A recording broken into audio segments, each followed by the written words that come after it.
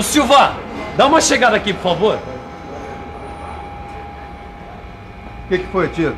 Esse torno aqui, ele tá fazendo um ruído super estranho. Tô quase apostando que é problema de lubrificação. Esquenta não.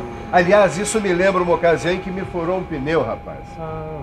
Tirei a roda. Quando eu mexi na panela do freio, estava pelando. Soltei a panela, era o rolamento. Pifou. Não havia sido lubrificado direito e estragou. Aqui, ou tem lubrificante de menos, ou colocaram o lubrificante errado. Vamos dar uma olhada. Isso é uma coisa que você tem que saber, e saber bem, Titão. Se você quiser saber também, preste atenção nessa teleaula de hoje, porque vai ser só sobre isso. Na teleaula de hoje você vai ver os tipos de atrito e os problemas que ocorrem por sua causa, a importância da lubrificação, os tipos de lubrificantes e vai ver ainda como escolher o lubrificante adequado a uma determinada situação. A nossa teleaula está pronta para começar. Vamos nessa, que é hora de aprender. Olha, Edgar, eu acho que a gente tem que estudar tudo o que puder sobre lubrificação. Tem um montão de ligação de peças e sistemas de engrenagens que só funcionam direitinho se tiver uma lubrificação correta. Pois é. Mas só que antes de estudar o que é lubrificação, a gente precisa saber por que se lubrifica um motor, por exemplo, uma máquina. Por causa do atrito entre as peças. E você sabe o que é atrito? Atrito é o choque entre duas peças. Quando duas superfícies raspam e... Sei. Duas partes... Edgar, eu sei o que é atrito, mas é difícil explicar. Pois é, a gente sabe o que é na prática, mas na hora de explicar a gente se embanana todo. E você? Saberia dizer o que é atrito? Atrito é a resistência ao movimento entre duas superfícies em contato. É assim, Tito. Quando duas peças em contato se deslocam, ocorre o atrito entre elas. E mesmo que a superfície esteja lapidada, polida, retificada, sempre vai haver uma pequena reentrância, uma pequena saliência. Quer dizer que o atrito acaba causando problemas na peça, como, por exemplo, o aumento da temperatura. Mais do que isso, vai acabar ocasionando o desgaste da superfície, a corrosão. Esse friccionar, esse raspar de uma peça com a outra, vai fazer com que as superfícies soltem partículas que vão se acumulando, aumentando ainda mais o problema. E a lubrificação acaba reduzindo o atrito. É isso aí. Olha, eu vou simplificar ao máximo. É o óleo que a gente coloca na dobradiça da porta, por exemplo. Nas máquinas, o lubrificante vai reduzir o atrito, formando uma película de proteção entre as peças.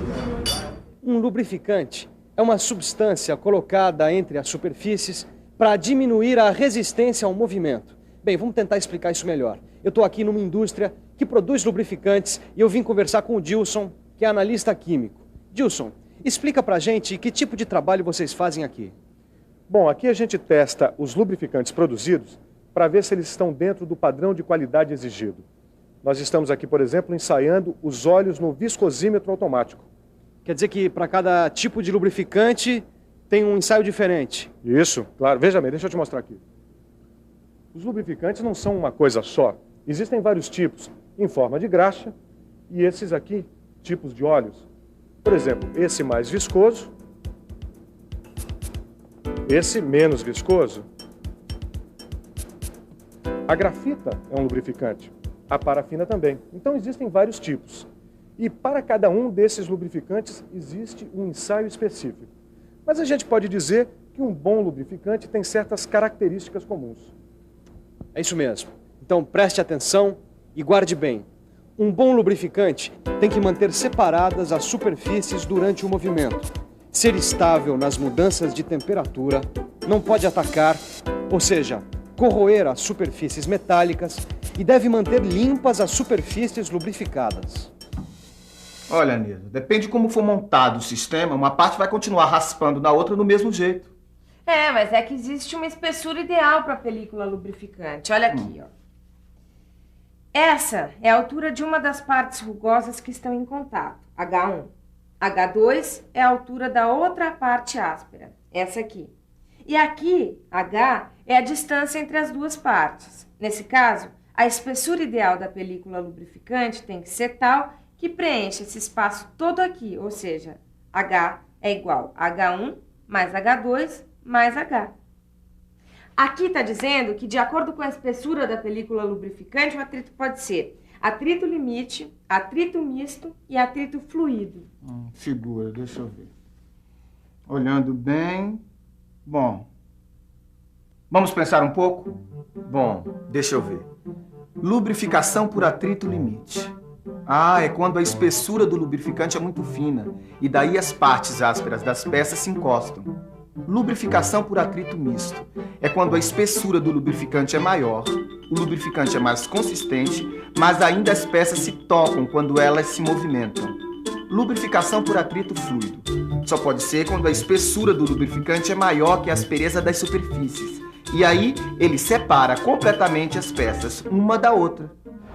Titão, quando ocorre o atrito fluido, a gente chama de lubrificação hidrodinâmica. E aí, nesse caso, a resistência ao movimento não vai mais depender do atrito entre as peças, mas sim da viscosidade do lubrificante. Silva, vem aqui comigo. Eu estava lendo aqui que os lubrificantes podem ser líquidos, pastosos e sólidos. Bom, líquido tudo bem, né? Nosso amigo óleo aqui. Pastoso é a nossa amiga graxa. Agora, sólidos são a grafita e as parafinas? Exatamente. Os lubrificantes podem ser de origem orgânica, tirados dos vegetais, animais, ou de origem mineral, extraídos do petróleo. Olha, de máquina eu entendo um pouco. Para lubrificação das máquinas, a gente usa geralmente os óleos e as graxas lubrificantes. E ficou faltando dizer os outros lubrificantes. A mistura dos óleos minerais com os orgânicos, os óleos sintéticos, os lubrificantes à base de grafite. E Tito, presta atenção. Em certos casos, a gente pode lubrificar até com água.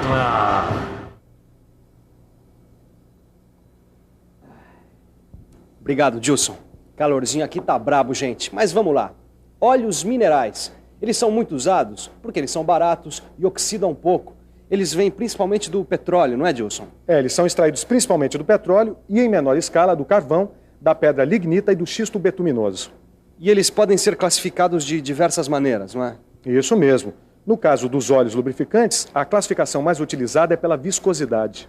E como é essa classificação pela viscosidade? São duas: o grau de viscosidade da SAE e da ISO. O ISO é usado para a classificação dos óleos lubrificantes industriais e SAE para os óleos lubrificantes de automóveis. O que é viscosidade do óleo? É essa propriedade aqui. No caso do óleo utilizado em fusos, ele deve ser de alta fluidez. O óleo utilizado em máquinas, de média fluidez. E para câmbios tem que ser de baixa fluidez. Eles têm viscosidades diferentes. Vamos ver?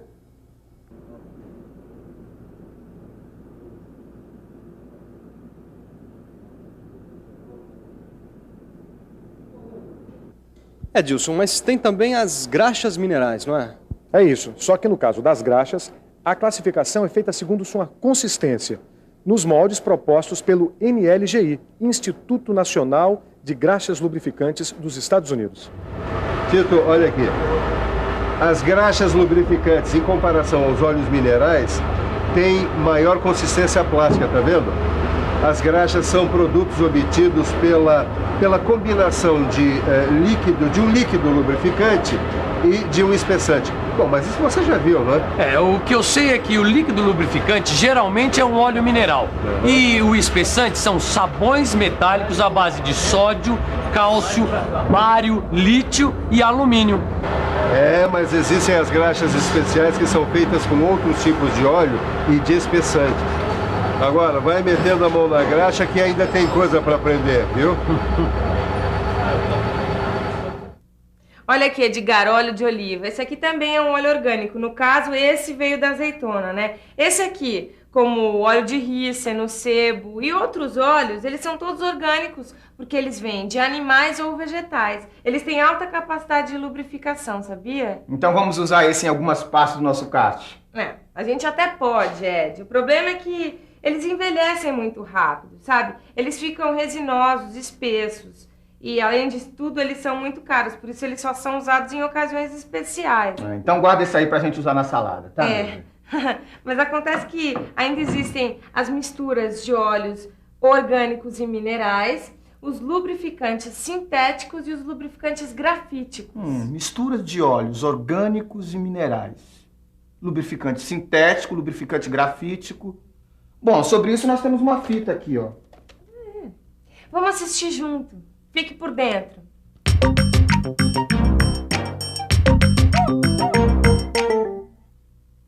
As misturas de óleos minerais e orgânicos são usadas nos cilindros a vapor e nos eixos dos cilindros laminadores, porque elas facilmente se emulsionam na água. São usadas também quando é necessária uma elevada capacidade de lubrificação, como em redutores de velocidade compostos por parafusos com rosca sem fim e em engrenagens cônicas rebaixadas. Os lubrificantes sintéticos suportam as mais diversas condições de uso. São sintéticos porque resultam de síntese química. Os lubrificantes grafíticos são usados nas superfícies de deslizamento porque eles fazem com que elas fiquem mais absorventes, lisas e resistentes ao engripamento. O tempo de amaciamento é reduzido com o uso deste lubrificante. A grafita é também usada como ingrediente de óleo lubrificante ou graxa e na lubrificação a seco. Bom, Silva, a gente já viu um monte de coisa, mas eu queria saber, quando é que a gente usa um produto, quando é que a gente usa o outro? Por exemplo, quando é que a gente usa o óleo, quando é que a gente usa a graxa?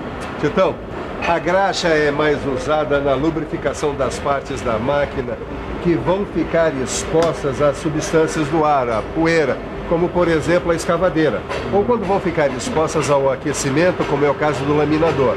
Enfim, onde o uso do óleo não é eficaz. Mas não seria por causa da tendência que o óleo tem em escorrer? A graxa não escorre. O óleo, Titão, ele é mais usado na lubrificação de máquinas com mecanismos mais rápidos, delicados, máquinas a vapor, motores de combustão interna. Mamãe, tudo bem, Silva, tudo bem. Mas eu queria saber quando é que eu uso um tipo de lubrificante adequado para uma determinada máquina. Profissionais técnicos, mecânicos, engenheiros, pesquisadores fizeram vários testes e observaram qual o melhor lubrificante para os diversos tipos de máquinas e para o trabalho em determinadas condições, temperatura, atrito. Todas essas observações foram reunidas em tabelas. Daí que você não precisa inventar a roda todo dia. É só consultar. Olha aqui. Essa é uma tabela para graxas. Você tem aqui a máquina ou sistema que você quer lubrificar. Nessa outra coluna, o ponto de gotejamento mínimo da graxa e o teor máximo de água que ela pode ter. No caso aqui de Mancais a quente, a graxa deve ter o ponto de gotejamento acima de 120 graus centígrados, teor de água abaixo de 1%. Você faz a mesma coisa com relação aos óleos, ó. Olha aqui, ó. No caso de mecânica fina, nós temos que usar óleos com ponto de fulgor 125 graus centígrados e viscosidade de 1,8 a 20. Assim, fica fácil você escolher o melhor lubrificante para as máquinas e para as situações que você vai enfrentar pela frente. Titão, que tal uma limpada geral na máquina e avisar que já pode ligar? Deu para perceber que uma má lubrificação pode causar um problemão. É verdade. Um profissional da mecânica deve saber bastante sobre lubrificação. Tá? O desgaste de uma máquina mal lubrificada é muito grande. E você aí em casa, enquanto a gente liga a máquina aqui, que tal você se ligar na revisão? E atenção, se liga aí que é a hora da revisão. Na teleaula de hoje, você pôde conhecer os tipos de atrito presentes na lubrificação. Viu também que a lubrificação é fundamental para o funcionamento das máquinas porque reduz o atrito. Você também ficou sabendo que os lubrificantes podem ser líquidos, pastosos ou sólidos e podem ser de origem orgânica ou mineral. Que os óleos minerais são basicamente extraídos do petróleo e que sua viscosidade varia de acordo com o que vai ser lubrificado. Viu ainda que existem os óleos orgânicos que são bons, mas muito caros, e que envelhecem rapidamente. Que existem as misturas de óleos minerais e orgânicos e que existem os lubrificantes sintéticos e grafíticos. Finalmente, viu que para escolher um lubrificante é preciso levar em conta suas características e aprendeu como consultar as tabelas de graxas e óleos. A lubrificação é um assunto muito importante, não acaba por aqui. E você tem que conhecer os vários aspectos da lubrificação, tipos, quantidade de óleo, períodos de lubrificação, procedimentos anteriores e posteriores à lubrificação. Por isso é que esse assunto vai continuar nas próximas teleaulas. Até lá. Tchau. Tchau.